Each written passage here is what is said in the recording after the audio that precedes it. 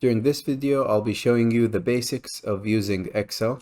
The first time you open Excel, this page will show up, or if you can't see it and you're in home, you should press new. And you can see this page where it will allow you to first pick a blank workbook, or you can use the different templates that were created and published by Microsoft if you don't want to start from scratch, okay? So you can look for anything in here, and if you can't find anything that suits you, or you can modify to suit you, you can start from the blank workbook. So let's say I would like to find a budgeting sheet. You can just search and it will show you the different templates that are available right now. You can also go back, you can find the different options here, the suggested searches. So let's say for here, let's go for budgets. Instead of writing the word, it says that it's searching through the thousands of online templates that you can use. You can basically go through it and see the different options. But since we're covering the basics in this example, I'll use the blank workbook. So if you open a blank workbook, this is the first thing you'll see. First, you'll see here the different tabs that you can use: insert, home, page layout, and the different options that I'll try to cover, the important ones here and some in the future. Under each tab, we call these ribbons. So for this one, it's the home ribbon, insert ribbon, and so on. Each ribbon consists of groups. So where here it's for font, where anything that you want to change about the font or the cell font, you can find it within this group. And Microsoft basically showed the most used ones up front. You can press on this corner, it will show more options. Each blank workbook, like the one we just created, consists of different pages. Pages within Excel are called sheets. As you can see, it gave you sheet 1 as an initial starting point. If you press on this one, you can create different sheets. And if you press on, let's say, sheet 1, you can change the name. So let's here call it test. As you can see, it's called this page test. It won't affect the other pages' names. Also, if you go on test and modify anything on it, let's say this side, you're able to zoom in as much as you want. So let's go 200%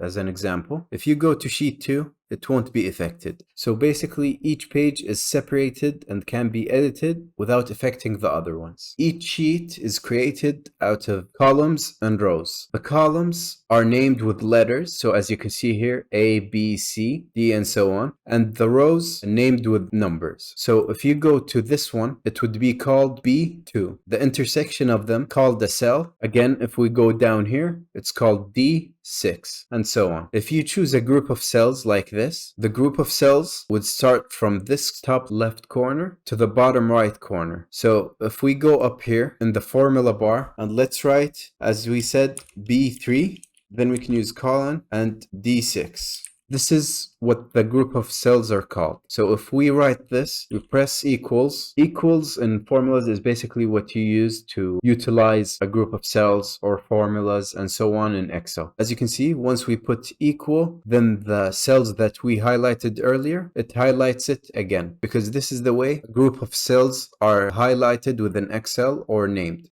If you're liking the video so far, please don't forget to like and subscribe. Let's keep going.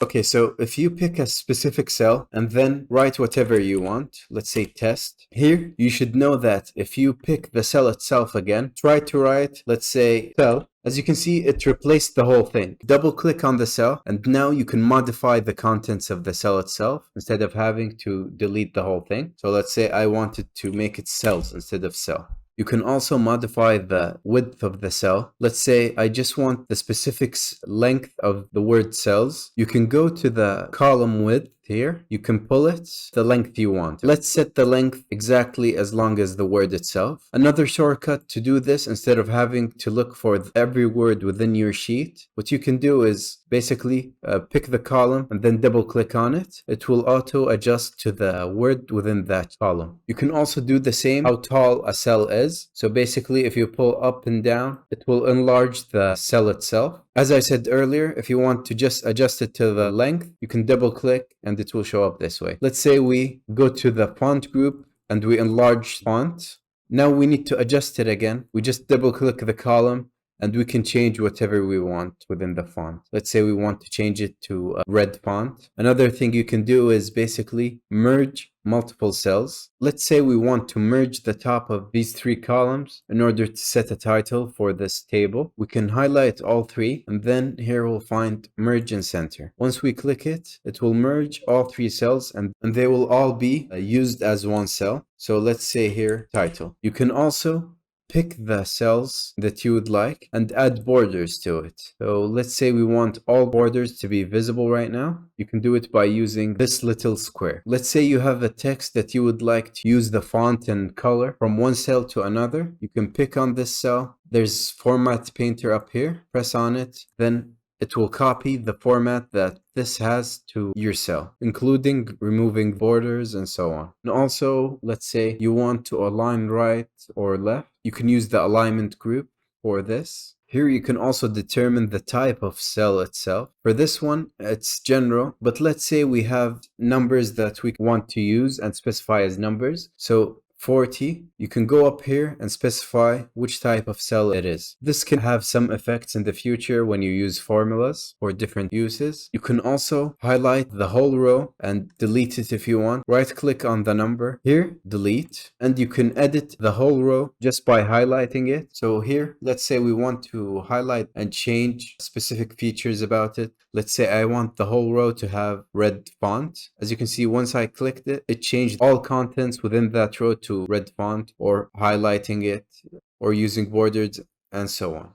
Thanks for watching. I hope you found the video useful. Please don't forget to like and subscribe. And here are some other guides that might find useful.